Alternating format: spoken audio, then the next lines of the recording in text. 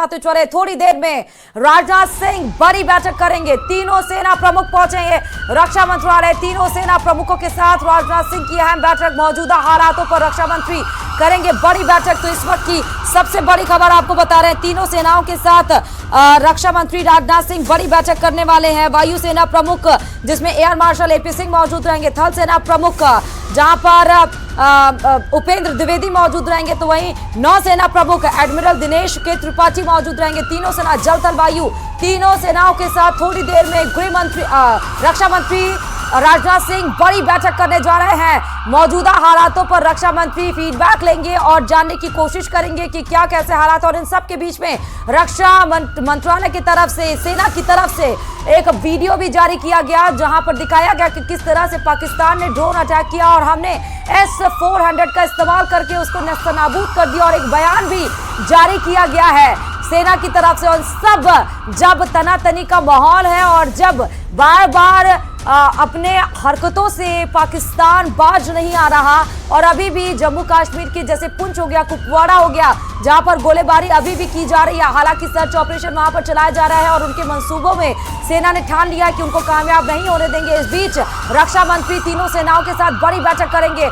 ICAI ने CA की परीक्षा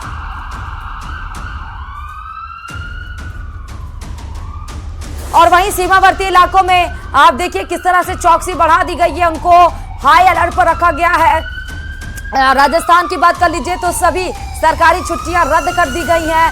सभी स्कूल और कॉलेजेस सीमावर्ती इलाकों के बंद कर दिए गए हैं। वहां के प्रशासन को अलर्ट मोड पे रखा गया है। तो इस बीच रक्षा मंत्री हालातों का जायजा लेने के लिए जल थल वायु तीनों सेना के अध्यक्षों से बातचीत करेंगे और उसके बाद मान सकते हैं कि प्रधानमंत्री नरेंद्र मोदी भी थोड़ी देर में मान सकते हैं आप ये कि बड़ी बैठक करेंगे। हो सकता है ऐसे अजीत डोभाल फिर से आज PM आवास पे जाए और जहां बड़ी बैठक की, और हो सकता है CCS की बड़ी बैठक आज प्रधानमंत्री नरेंद्र मोदी फिर से ले, क्योंकि इन सबके बीच में जब देर रात स्ट्राइक किया गया यानी कि एरियल अटैक किया गया पाकिस्तान की तरफ से, और जो तस्वीरों में आपको साफ नजर आ रहा है और जहां सेना की तरफ से यह आया कि 50 ड्रोनों को हमने नेस्तनाबूद कर दिया, 50 से ज्यादा ड्रोनों को नेस्तनाबूद कर दिया। तो हो सकता है कि PM और गृह मंत्री अमित शाह, राजनाथ सिंह और PM खुद इस बड़े अटैक पर अपनी नजर बनाए हुए थे।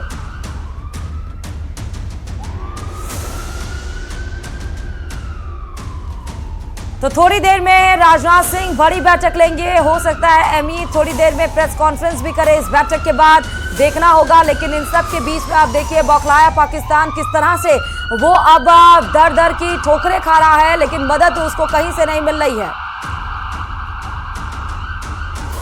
कारगिल योद्धा राजवीर सिंह हमारे साथ इस खबर पर मतलब पूरी जानकारी के साथ इस मुद्दे पर जुड़ चुके हैं। सर बहुत स्वागत आपका। लेकिन सबसे ज्यादा जरूरी ये हो जाता है कि थोड़ी देर में जल थल वायु तीनों सेनाओं के अध्यक्षों से जो रक्षा मंत्री राजनाथ सिंह बात करेंगे वो क्या अहम मुद्दे होंगे। क्या ऑपरेशन सिंदूर पार्ट 2 की कार्रवाई शुरू की जा चुकी है, क्या इसको और तेज किया जाएगा, इन सारे मुद्दों पर बात आज होगी। देखिए आज की जो हमारी उच्च स्तरीय मीटिंग है उसमें अभी तक हमने पाकिस्तान के खिलाफ कार्रवाई नहीं की है। जवाबी कार्रवाई में हम उनको जवाब दे रहे हैं और पाकिस्तान एक नापाक कोशिश कर रहा है भारत के खिलाफ। हमने उनके आतंकवादी अड्डों को ध्वस्त किया था, हमने ऑपरेशन सिंदूर का बदला लिया था, लेकिन पाकिस्तान ने अपनी हिमाकत करते हुए भारतीय सैन्य अड्डों पे और एक आम लोगों पे जो इस तरह का दुस्साहस किया है उसका जवाबी कार्रवाई हमने की है। ये युद्ध नहीं कह सकते। अभी स्थिति ये है कि जो भी पाकिस्तान अपनी तरफ से नापाक कोशिश कर रहा है, हमारे बॉर्डर एरिया में जितने भी बड़े शहर हैं उनको टारगेट कर रहा है, एयर स्टेशन हैं उनको टारगेट कर रहा है, आम जन को टारगेट कर रहा है, उसकी जवाबी कार्रवाई में हमने उनके 3 फाइटर जेट और 50 से ज़्यादा ड्रोन जो है उनको नेस्ताबूद हमारी भारतीय सेना ने किया है। भारतीय सेना पूरी तरह से सक्षम है। सिर्फ इंतजार इस बात का है कि हमारी उच्च स्तरीय मीटिंग में किस तरह की प्लानिंग होती है और उस आदेशों के इंतजार में है। जो ही इस तरह के हमें निर्देश मिलेंगे भारतीय सेना को, भारतीय सेना विश्व की नंबर 1 सेना है, हर कार्रवाई के लिए वो अपने आप पे इंडिपेंडेंट है और उसको पाकिस्तान को नेस्ताबूंद करने के लिए भारत की सेना हमेशा पूर्ण रूप से तैयार है। हमने पूरी तैयारियां कर रखी हैं। किसी भी तरीके से पाकिस्तान हमारे सामने आएगा हम उनको धूल चटाएंगे। पहले भी हमने पुराने हाँ राजवीर सर, क्योंकि आप कारगिल योद्धा हैं और कारगिल का जब युद्ध हुआ था उस समय सेना, पाकिस्तान सेना ऊंचाई पे थी, हम नीचे पे थे और तब भी हमने उस जंग को भी जीता। और आज तो हमारा डिफेंस सिस्टम बहुत मजबूत है। हम अपनी सरजमी पर रहकर और आपके किले को खाक में मिला दे रहे हैं।